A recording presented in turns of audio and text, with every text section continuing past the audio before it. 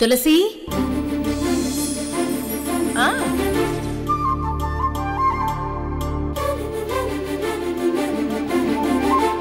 Madam, ఏంటి ఆలోచిస్తున్నారు?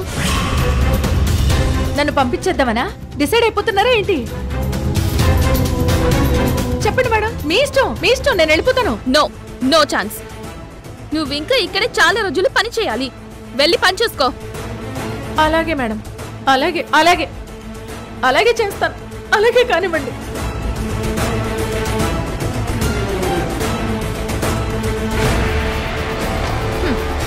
నందిని, నువ్వు నన్ను పని మార్పించాలని చూసినా ఏదో వంకతో నేను ఇక్కడే ఆగుతాను. నీ మీద కక్ష కోసం కాదు, నా లక్ష్మి మీద నాకున్న ప్రేమ కోసం.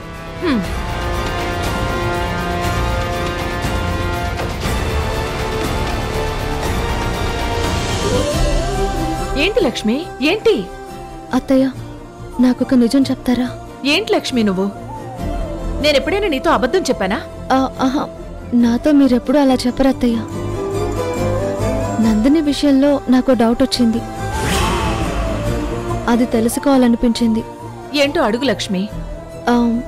నందినికి నిజంగానే షుగరు బీపీ ఉన్నాయా? నీకేమనిపిస్తుంది? నాకైతే అలాంటిదేం లేదు అనిపిస్తుంది. నందిని హెల్దీగా ఉందనిపిస్తుంది. ఇంట్లో ఇంతమంది పసిగట్టలేని విషయం గమ్మత్తుగా నువ్వు భలే తెలుసుకున్నావు లక్ష్మి.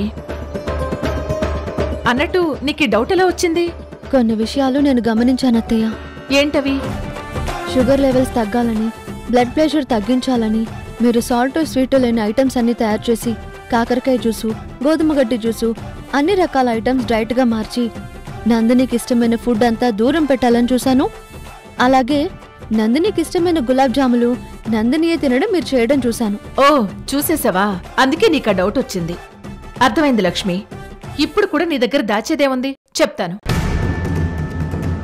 నందినికి ఎలాంటి బీపీ షుగరు లేవు. ఒకరోజు నీరసంతో కళ్ళు తిరిగి పడిపోతే నందినిని నేనే హాస్పిటల్కి తీసుకెళ్లాను. అక్కడ సిబిపి రిపోర్ట్ తీయించాను. అప్పుడు నాకు ఒక ఐడియా రావడం వల్ల నందినికి బీపీ షుగర్స్ ఉండడం వల్లే తల తిరిగి పడిపోయిందని సీన్ క్రియేట్ చేశాను. నందిని పొగరు దూకుడు తగ్గించడానికే అలాంటి భ్రమలో ఇప్పటికీ ఉంచుతున్నాను. తన తప్పులన్నీ తన తెలుసుకునే రోజు రావాలని అదో రకం టార్చర్ పెడుతూ ఉన్నాను. అర్థమైంది అత్తయ్య. ఆ నందిని తిక్క మీరే కుదుర్చాలి. అన్నట్టు ఝాన్సీ ఈశ్వర్లు కూడా మిమ్మల్ని అపార్థం చేసుకోవడానికి ఖచ్చితంగా నందినియే కారణమై ఉంటుంది. నందినియే కారణం లక్ష్మి. నందినియే మా ఇంట్లో గొడవల కారణమని తొందరలోనే ఝాన్సీకి ఈశ్వర్కి తెలిసొచ్చేలా చేస్తాను. తొందరలోనే మీరు ప్రూవ్ చేస్తారత్తయ్య. మీ పిల్లల పెళ్లిళ్ళు జరిపించడానికి మీరు ఎంత ఆరాటపడ్డారో నేను ప్రత్యక్షంగా చూశాను. ఇప్పుడు వాళ్ల కాపురాల్లో ఏవైనా కలతలు వచ్చినా, మీకు వాళ్లకు ఏవైనా మనస్పర్ధలు వచ్చినా అవి మీరు ఎలా భరిస్తారు?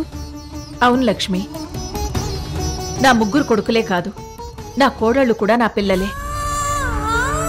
వాళ్ల గురించి కలలు కన్న నేను వాళ్ల జీవితాలు చక్కబెట్టకుండా ఎలా ఉంటాను? అపార్థాలన్నీ తొలగిపోయి అందరూ కలిసిమెలిసి ఉండేలా చేస్తాను.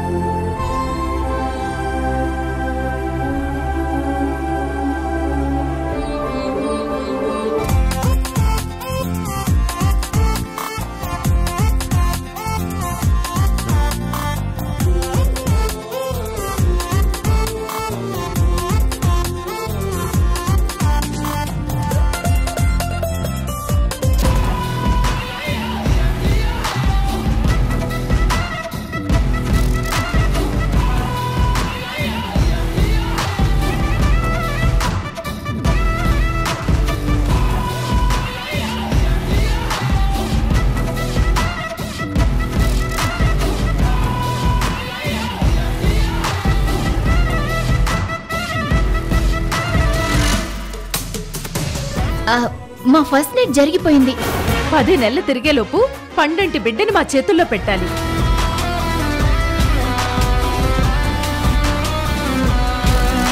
నా కాన్సంట్రేషన్ ఫోకస్ అంతా ఆఫీస్ వర్క్ మీద పెట్టాలని ప్రతిజ్ఞ చేసి మరీ కూర్చున్నాను. కానీ కూర్చున్న 10 మినిట్స్కే ఈ రేవతి మైండ్లోకి వచ్చి అంతా డిస్టర్బ్ చేసేసింది.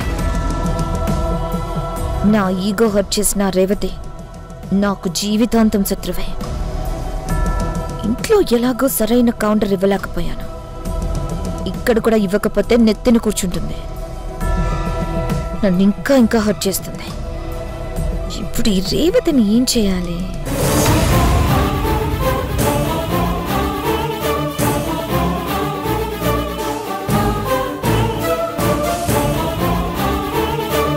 Madam, coffee.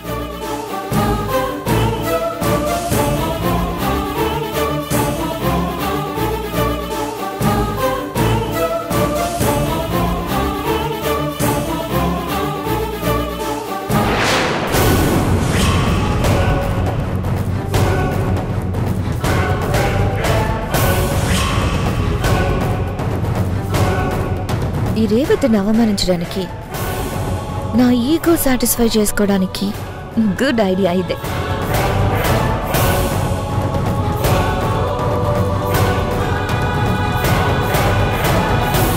రా రేవతి, నీకోసమే వెయిటింగ్. మేడం, ఈరోజు షెడ్యూల్. ఓ వెయిట్ వెయిట్ వెయిట్ క్లాస్ రూమ్లో స్టూడెంట్స్ లాగా పాట అప్పగించుకో. నేను అడిగాక నువ్వు చెప్పాలి.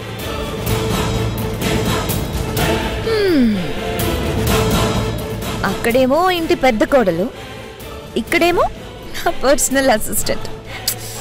నువ్వు నన్ను మేడం అని పిలుస్తుంటే చాలా బాగుంది. ఆఫీస్లో ఎంతో మంది అలా పిలిచినా అందులో లేని సాటిస్ఫాక్షన్ నువ్వు పిలిస్తేనే వస్తుంది. సరే, ఇప్పుడు చెప్పు, ఏంటి స్కెడ్యూల్?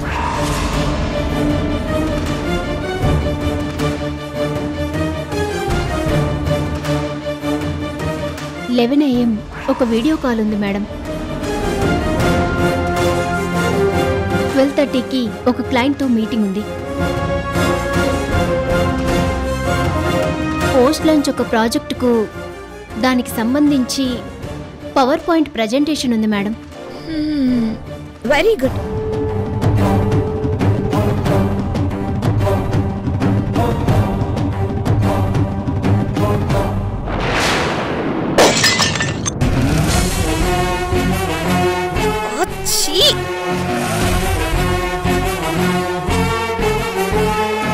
కాఫీ కప్ ఇలా జారిపోయిందండి.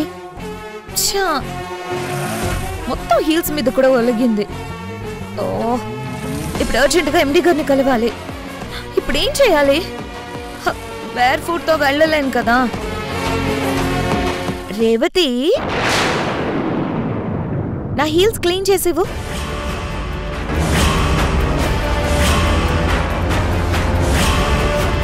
అంటే అర్జెంటుగా ఎండి గారిని కలవాలి. హలో మేడం, ఇవన్నీ నాకెందుకు చెప్తున్నారు? నీకెందుకు చెప్తున్నానంటే నువ్వు నా పియ్యవి కనుక. ఏ, నా ఎంగిలి కాఫీ కప్లు తీయడానికి, నా హీల్స్ టచ్ చేయడానికి నామోషియా? మరీ అంత నామోషి ఫీల్ అయ్యేదానివైతే బెటర్ క్వాలిఫికేషన్తో నాలాగా బెటర్ పొజిషన్లో ఉండాలి. చిన్న స్థాయిలో పని చేస్తున్నప్పుడు ఇలాంటివన్నీ చాలా కామన్గా చేయాల్సి ఉంటుంది. హీల్స్ క్లీన్ చేయి.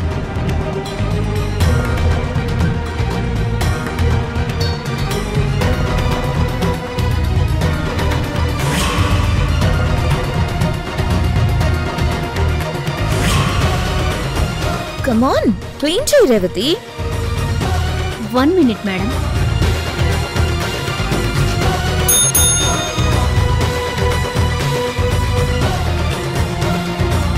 చెప్పండి మేడం.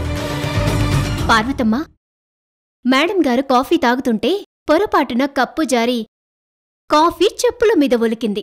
కాస్త ఆ చెప్పులు క్లీన్ చేసి పట్టుకొస్తావా? మేడం, నాకిక్కడ జీతం ఇస్తుంది కాఫీ టీలు అందించడానికి. టేబుల్ మీద ఒలికితే క్లీన్ చేస్తాను, కానీ చెప్పులు క్లీన్ చేయడం ఏంటి మేడం? ఇలాంటి పని నేను చేయను మేడం. మంచిది పార్వతమ్మ, ఇక నువ్వు వెళ్ళు.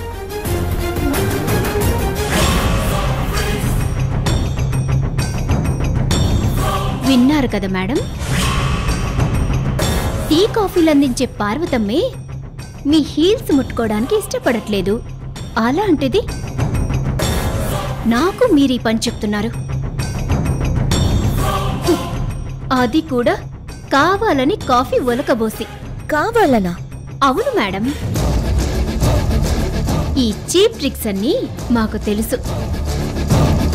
ఒక సర్వే ప్రకారం మగాళ్ల కంటే ఆడవాళ్లకే 3 రెట్లు తెలివితేటలు ఎక్కువ అని చెప్పారు. కానీ మీకు 6 రెట్లు ఎక్కువ ఉన్నాయి. అది నా మీద ప్రయోగించకండి. రేవతి! ఝాన్సీ!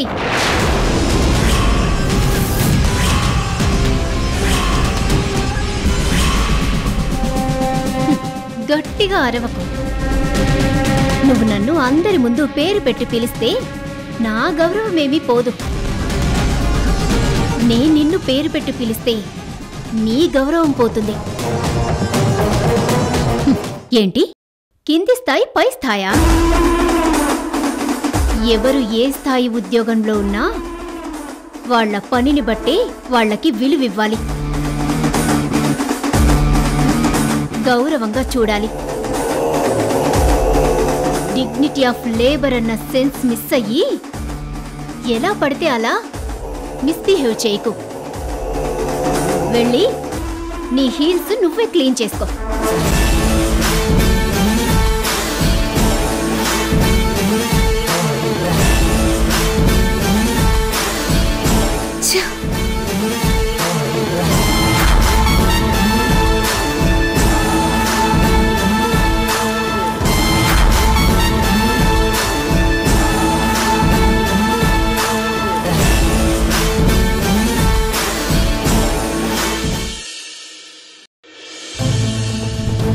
హలో శ్రీధర్ గారు. మేడం నమస్తే. హౌస్ ఫైనాన్స్ రేపే డ్యూ కట్టాలి మేడం. గుర్తుంది శ్రీధర్ గారు, పే చేసేస్తాను. అలాగే మేడం, గుర్తు చేద్దామని కాల్ చేశాను. Thank you madam. సరే ఉంటానండి. ఈశ్వర్ ఇంకా శాలరీ ట్రాన్స్ఫర్ చేయలేదు. జ్యోతి ఏమో 25,000 ట్రాన్స్ఫర్ చేశాడు. ఇప్పుడెలా? జ్యోతి అమ్మా, అదేంట్రా ఈ నెల 25,000 ట్రాన్స్ఫర్ చేసావు? మిగతా శాలరీ ఏమైంది? అమ్మా అది ఏమైందిరా? నీ పర్సనల్ ఖర్చులు ఏమైనా ఉంటే 10,000 ఖర్చైనా ఇంకో 40,000 ఉండాలి కదా. రేపు మన ఇంటి ఈఎంఐ ఉందిరా, లోన్ డ్యూలు ఉన్నాయి కదా, వెంటనే ట్రాన్స్ఫర్ చేయి. అమ్మా ఏమైందిరా? పర్సనల్ ఖర్చులు ఎక్కువైనట్టున్నాయమ్మా. మిగతా అమౌంట్ అంతా తాగుడికే ఖర్చు పెట్టినట్టున్నాడు. అన్నయ్య, ఏంట్రా, నేనేమన్నా తప్పుగా మాట్లాడానా? మరి మిగతా అమౌంట్ ఏది? షాపింగ్ చేసావా? లేదంటే అమ్మకి తెలియకుండా ఎవరి దగ్గరైనా అప్పు చేసి అది కట్టేశావా? జ్యోతి, అలాంటిది ఏదైనా ఉంటే చెప్పరా. వాడి గిల్టీ ఫీలింగ్ చూస్తే అర్థమవుతుంది కదమ్మా ఖర్చు పెట్టేశాడని.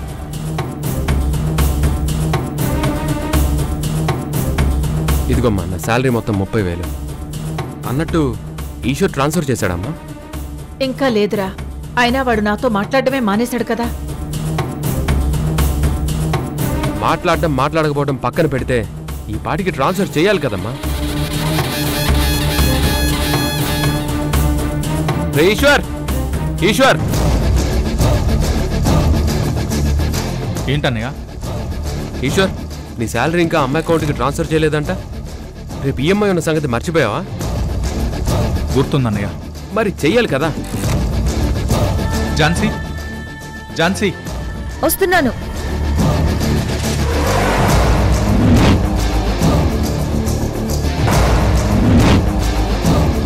ఇప్పుడు హోమ్ లోన్ డ్యూ ఉంది కనుక ఈ రాత్రికి సమావేశం జరుగుతుందని నేను ఈశ్వర్ చాలా కరెక్ట్గా గెస్ చేశాను.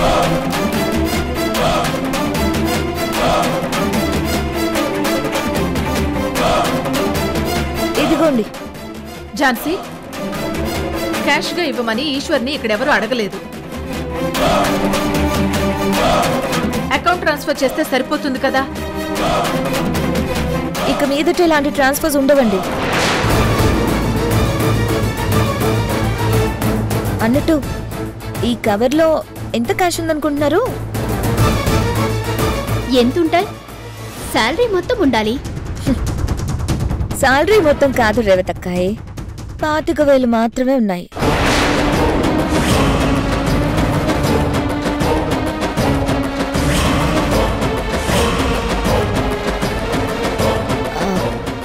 ఈ డబ్బు హోమ్ లోన్ డ్యూ పర్పస్ కోసం ఇవ్వట్లేదు.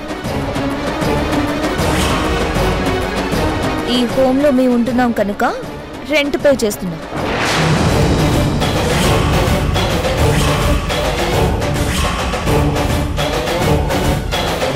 రెంట్ పే చేయడం ఏంటి ఝాన్సీ? రే ఈశ్వర్, ఇది నీ ఇల్లు, నీ ఇంటికి మీరు రెంట్ పే చేయడం ఏంట్రా? ఈ కొత్త అలవాటు ఎప్పటి నుంచి? ఈ ఒక్క అలవాటుకే మీరు మరీ అంత కంగారు పడిపోకండి. ఒక్కసారి మన మధ్య గ్యాప్ వచ్చాక ముందు ముందు ఇలాంటివి చాలా ఉంటాయి. అన్నిటికీ ప్రిపేర్ అవ్వాల్సిందే, తప్పదు. మరి అంతా మీ వల్లే కదా. ఝాన్సీ, ఏంటి అంత అత్తయ్య వల్లనే అని అత్తయ్య మీద నెట్టేస్తున్నావు?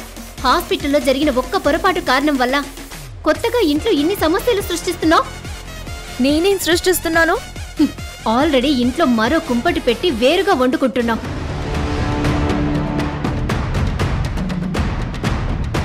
ఈశ్వర్ను ఇంకా ఇంకా రెచ్చగొడుతూ దూరం పెడుతున్నావు. వదినా, ఝాన్సీ నన్ను రెచ్చగొట్టడం ఏంటి?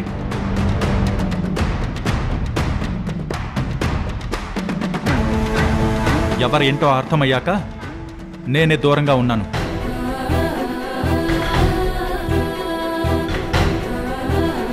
ఝాన్సీ చేతికి ఆ క్యాష్ నేనే ఇచ్చాను. రే ఈశ్వర్, అసలు వింత స్వార్థంగా ఎలా మారిపోయావరా?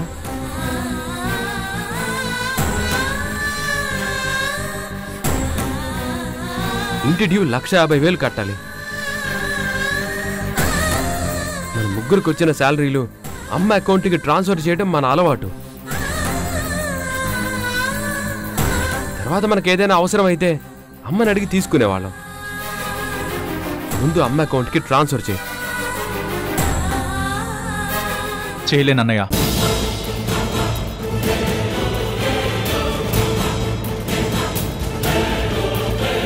బుద్ధి లేకుండా ఏంట్రా నీ సమాధానం? నీకేమైనా పిచ్చి పట్టిందా?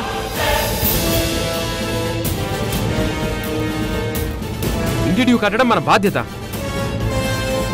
బావగారు, ఇంతవరకు మీరన్నది నిజమే, కానీ ఇక మీదట అవన్నీ మారుతాయి.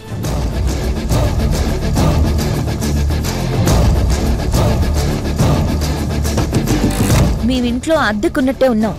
మా వంట మేము చేసుకుంటున్నాం, మా ఖర్చులు మేము భరించుకుంటున్నాం. ఇంతకంటే ఎక్కువ అమౌంట్ ఇవ్వలేం. ఇష్టం లేకపోతే చెప్పండి, ఇప్పుడే మేము ఇంట్లో నుంచి వెళ్ళిపోతాం.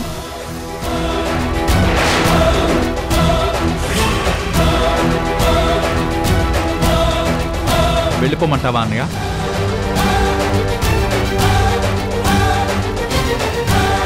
చెప్పన్నయ్యా. రే ఈశ్వర్, అమ్మను వదిలేసి వెళ్తావా? నీకేమైనా పిచ్చి పట్టిందా?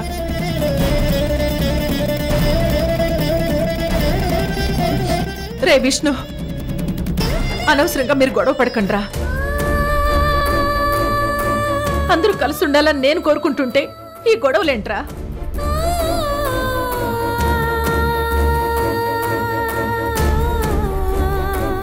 ఈఎంఐ సంగతి నేను చూసుకుంటాను.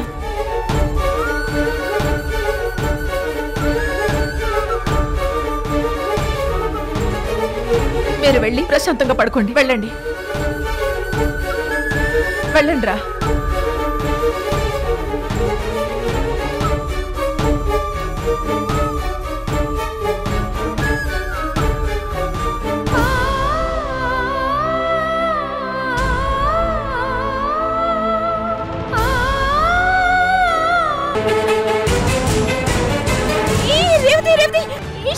రేవతి రేవతి వదిన ఏమైంది రేవతి? ఈశ్వర్, ఆఫీస్ లో తను చెప్పిన పనులన్నీ నేను చేస్తున్నా కూడా ఇంకా నా మీద కోపంతో రగిలిపోతూ కావాలని నా మీద సాంబార్ పోసింది ఈశ్వర్.